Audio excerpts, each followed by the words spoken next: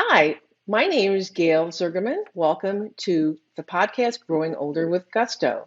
Today, we have on the show a really interesting man who's living vibrantly in New York City. His name is Burt Fendelman, and he is still practicing law with more than 35 years of experience behind him in corporate and business finance. However, his personal passion, which he has been pursuing for over 25 years, is working with professional appraisers of museums and foundations for donations. Currently, Mr. Fendelman's legal practice specializes in working with art collectors, dealers, and artists in the world of arts and antiques. People rely on his expertise on business, taxation, art and antiques collection, and the disposition of collections. He also serves as the consul to the Antique Dealers Association of America, the Association for Art and Antiques, and works as a volunteer for Lawyers for the Arts. He certainly is doing all the right things to grow older with gusto, and he has so much to tell us. So let's get started. Welcome to the show, Burt. Thank you, Gail. You're so involved in your career and so passionate about it in my conversations with you. I'm curious, what was your first job? Tell our listeners what your first job was all about. My first job, I came to New York to become a tax attorney. I attended NYU graduate school. I got a job as a tax attorney. I hated it. It was so boring. I quit. I went looking for a job. That was the days before the internet. I went to an agency, and the New York Stock Exchange was looking for an attorney with no securities background. I said, hey, that's me. So that's how I got involved with the securities industry. I spent my first 25 years working as a lawyer with a brokerage firm, doing corporate finance work, all sorts of other kind of work. And during that time, my wife and I met my wife. We got married. Of course, you have to get married to have a wife. And we moved into an 1870s farmhouse and figured you have to have old furniture. So we started collecting old things. That got us involved in the world of art and antiques, met many people who had similar interests and became good friends. And we literally grew up in the world of art and antiques. And that's where I am pretty much now, not being an antique, but being involved in the world of art and antiques. So what was your favorite thing to do when you were growing up? Any time Learning. what you're doing now? Okay, getting to meet new people, going out and not being afraid to talk to people. And if someone looks you in the face, it's okay to say, hello, how are you? And start a conversation. Many people are afraid of doing that, but I passed that point. And I have broadened my scope of friends and colleagues enormously. And that's why at this point, I have so many people come to me for advice because they know I understand who they are and what they do. And the best part of all is I usually don't charge anything. So I'm one of the most popular attorneys in New York City. So, Burt, you said you came to go to NYU. Where are you from originally? St. Louis, went to Oh, Washington. okay. So am I. Yeah, that's Oh, great. you really?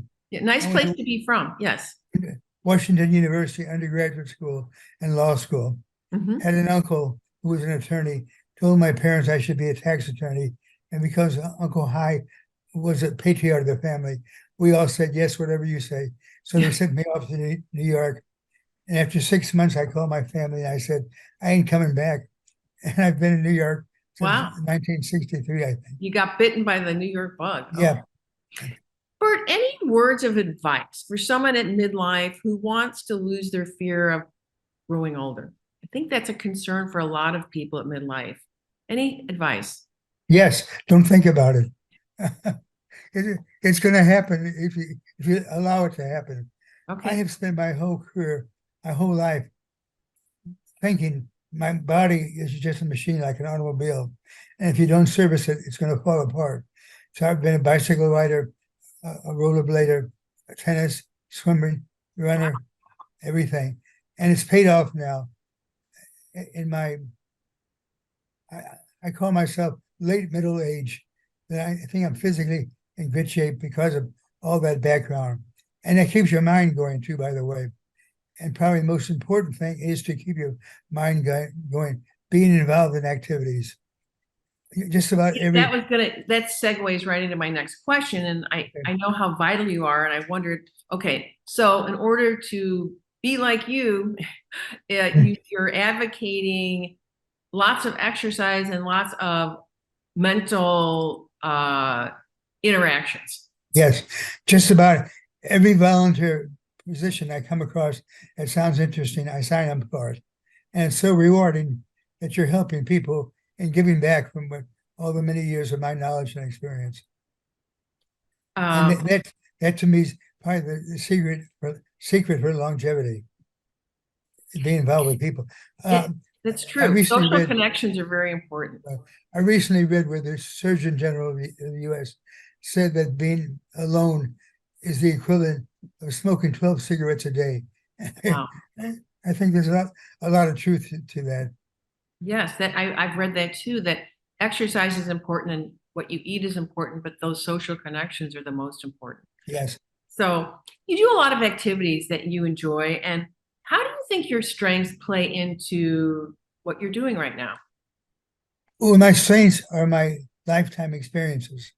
So if you had a situation, I might have come across it at some time. I can empathize with you. I took a class once, and I keep this in mind. Most people don't listen with the intent to understand. They listen with an intent to respond. Mm-hmm. So I passed that point where I've learned how to listen. Mm-hmm. I help teach classes in mediation, and that's one of the guidelines I always throw out at people. Learn how to listen. Wow. So what else are you doing for fun these days? For fun, just waking up. That's Living one day at a time. right. Go ahead. Talking with friends, sharing experiences with friends. Do you have friends of all ages? Yes, which is also wonderful. We just recently, I say recently, had a good friend who passed away at age 104. Wow. Who was very active. We have a neighbor who's in her 20s. She has a dog, and we have a dog, and we take turns dog sitting for each other. So she has become a good friend. That's the range, 23 to 104. How do you deal as you get older with losing people that are important to you in your life, whether it's a family member or a close friend? Well, forgive me for being a little levity. A friend of mine once said, there are people dying today who never died before. So you have to just accept that fact. It's going to happen. As I said before, we really are just machines. As long as we take care of ourselves, we'll last, but machines are not meant to last forever. So it's going to happen. And just accept it and don't worry about it, because you're not going to be able to stop that process. Any favorite sayings that you have or philosophies for a life well lived? Being involved, period. That says it all. That sharing yourself with other people, your thinking, your skills, your experiences, your likes, your dislikes, but just being with people. It's so important to be able to express yourself. When you're by yourself, you have all these thoughts, and there's no one to argue or to discuss them with. And so you have just a single blank page in front of you. I enjoy writing articles. I enjoy lecturing before people. I enjoy being questioned on things and being challenged. Mm-hmm. And that comes with sharing. As you look back on your life, what would you say are some of the largest changes in society that you've experienced? The lack of respect. People now are so self-centered. It's a selfish. I'm entitled to I'm walking down the street, you're in my way, I'm entitled to push you because I want to go, or I'm entitled to the politicians to cheat and take advantage of people, and the intolerance of different kind of people, gay people, lesbian people, people of color, people of religion. we're all the same, but for some reason people feel they have to step on others in order to elevate themselves. And social media, I think, one of the worst things that ever happened to our society, because you can share these terrible thoughts with other weak-minded people. And to me, that's the biggest change I've seen in my lifetime. Tell our listeners about your most memorable moment and why. My most memorable moments. When I was 7 years old, I was in Miami, Florida with my family, and I went into the ocean and I got pulled out by a tide. And my brother came and pulled me back in. And the mayor of Miami happened to be there at the time. And for some reason, he took a liking to me. He invited me and my family to City Hall to give us a key to the city and show and show us around. So I Wow. still remember that. I mean, it's kind of silly, but it's one of those things you remember how, Of course. as a kid. Well, it I had was to be given- terrifying to be caught in a riptide. Oh, it was. For But any.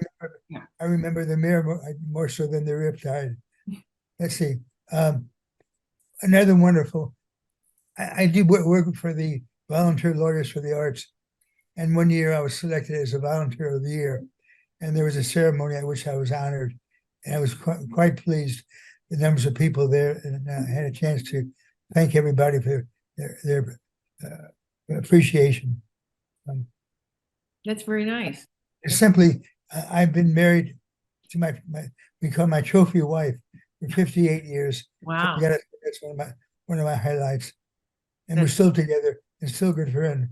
How did you meet each other? This is a funny story. I was living in New York, going to school at the time, and I went to visit my family on a Christmas break, and a friend of mine and I saw an ad for a taxi cab that had been purchased by a farmer in East St. Louis. It needed a driver. So my friend and I drove this taxi back to St. Louis, picked up Helene on a blind date. Her friend had said, there's a guy in New York, a lawyer who's coming. You want to go? And, sounded pretty exciting. A lawyer in New York, come to St. Louis.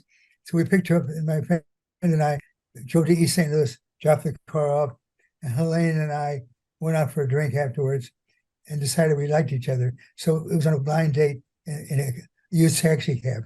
That's funny. And you even took her to East St. Louis. That's pretty daring. Yes. Let's chat a little bit about what you would tell our listeners about living a very long and happy life. What are your secrets? My secret, once again, is being involved in the world out there. I do a great deal of reading, both books and newspapers. I don't do very much television watching because to me it's too biased to get a really good opinion. But I socialize with my friends. I mean, we go out, we don't just sit and talk about silly stuff. We actually have serious conversations. And that is mind building. It's almost like a physical exercise. And once again, being with people and sharing your life and doing things for other people. In addition to the things you mentioned, I'm on the board of the Center for Art Law. I'm the attorney for the Center for the Preservation of Painted Walls. I'm the attorney for the Alliance for Art and Antiques. I'm the attorney for the Antiques Dealers Association of America. And these are all things where they come to me time to time. I've got this problem. How do we solve it? What do you think about this? And that keeps me both mentally and physically going. Sounds like you don't have enough hours in the day to do everything you're doing. It's amazing. Yes. And And there's so much out there in which you can do. Just open yourself up and be available. well, I'm out of questions, Burt. Anything else you want to tell our listeners?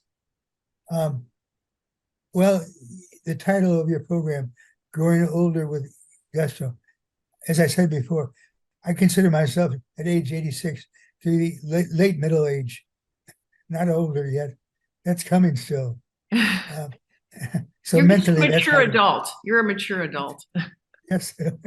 So mentally, that's where my thinking is. That's great. If anybody wants to reach out to you for any of your services, what's a good way to get a hold of you? Well, my email address is very simple. B Fendelman, Fendelman @gmail.com. And I respond fairly quickly. I say fairly because I don't always get to it, but I try as quickly as I can. I know you do. My experience has always been you're very efficient. Thank And you. I appreciate that too. So, well, thank you so much for being on the show. And for our listeners, if you liked this episode, please consider sharing it with your friends and your network, or going to the website at www.growingolderwithgusto.com and subscribe. Thanks so much for listening, and enjoy every day. Gail, thank you. You're welcome. This has been Growing Older with Gusto with your host, Gail Zugerman, edited by Reno Lovison. Tune in to future episodes and find past episodes wherever you like to listen to podcasts, or visit growingolderwithgusto.com to explore ways to live an enjoyable and vigorous life.